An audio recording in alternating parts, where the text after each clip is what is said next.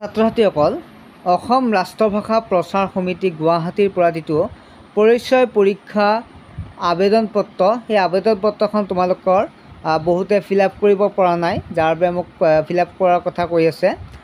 চ' মই তোমালোকৰ আলোচনা কৰিম ইয়াত কি কি ফিল আপ কৰিব লাগে তোমালোক মই জনাই দিম।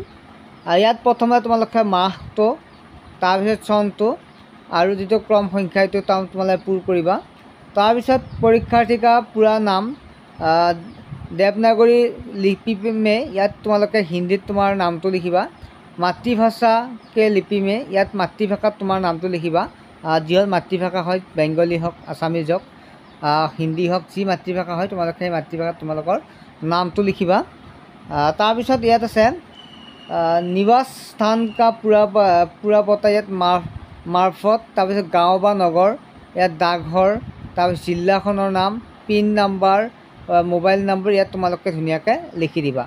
তাৰপিছত নেক্সট হৈছে পিতা / পতিৰ নাম, অৰ্থাৎ পিতা বা পতিৰ নামটো তোমালোকে লিখা, তোমাৰ দেউতা বা মাৰ নামটো লিখি দিবা। তাৰপিছত ইয়াত 4 নম্বৰটো কৈছে কত স্থি আৰু স্থি ইয়াৰ পুৰুষ, যদি স্থি হয় তুমি যদি ছোৱালী হয় তুমি স্থি বুলি দিবা, তুমি যদি ল'ৰা হয় তুমি পুৰুষ বুলি দিবা, যদি পুৰুষ আছে। তাৰপিছত হয় ইয়াত লিখিবা এইটো। তাৰপিছত মাতৃভাষা তোমালোকৰ যি কোৱা, অসমীয়া হওক, হিন্দী হওক, বেংগলী হওক, তোমালোকে যি হয় তাত তোমালোকে মাতৃভাষাটো লিখি দিবা। তাৰপিছত আবেদক কিছু জাতি সম্প্ৰদায় সেয়েহে, মানে ইয়াত কি কৈছে তোমালোকৰ যে যোনে আবেদন কৰিবা, অৰ্থাৎ তুমি যদি আবেদন কৰিবা যিটো তুমি যদি জেনেৰেল, তুমি কাষ্ট কি হয়, জেনেৰেল হ'ব পাৰে, OBC হ'ব পাৰে, অনুসূচিত জাতি, জনজাতি, অন্য পিছপৰা জাতি, যি হয় ইয়াত তোমালোকে লিখি দিবা। যদি জেনেৰেল হয় জেনেৰেল লিখিবা, OBC হ'লে বা অনুসূচিত জাতি, জনজাতি এনেকুৱাকৈ তোমালোকে লিখি দিবা, যিটো তোমালোকে কেটেগৰী তোমালোকে জানাই।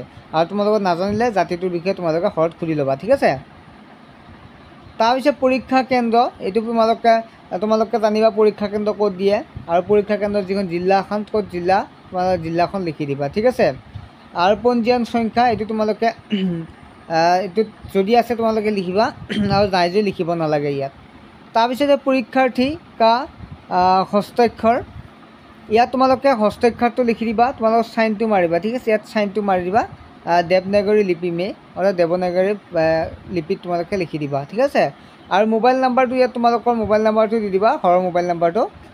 তাৰপিছত বাকীখিনি তোমালোকৰ হেৰিত কৰি দিব, স্কুলত জমা দিব নহয়, স্কুলত কৰি দিব, ঠিক আছে। আৰু বাকীখিনি তোমালোকৰ কাম নাই, যিখিনি কৰিব লাগে সেইখিনি তোমালোকে কাম কৰিলেই হ'ল। আৰু কিবা যদি বুজি পোৱা, আৰু লগতে ইয়াত উম্ৰ থাকিল, এইটো 4 নম্বৰটো, ইয়াত বয়সটো দিবা, কেইবছৰ, কিমান মাহ, কিমান দিন হৈছে 2024 বৰ্ষত তোমালোকৰ কিমান দিন কিমান মাহ, তেনেকুৱাকৈ এইটো তোমাৰ হিচাপ কৰি লিখি দিবা, ঠিক আছে। তোমালোকৰ আধাৰ কাৰ্ডখন নাম্বাৰ আছে, তেনেকুৱাকৈ চাই কেনে হিচাপটো কৰি তোমালোকে সেইখিনি লিখি দিবা। ছাত্ৰ-ছাত্ৰীসকল কিবা যদি অসুবিধা থাকে তেনেহ'লে তোমালোকে কমেণ্ট ছেকশ্যনত সুধিব পাৰা, বা তোমালোকে কোনোবা যদি ওচৰত জানে তেনেহ'লে তেওঁক লিখিব ক'বা, তেওঁ ধুনীয়াকৈ লিখি দিব, ঠিক আছে। কিন্তু ভুল নকৰিবা, ঠিক আছে।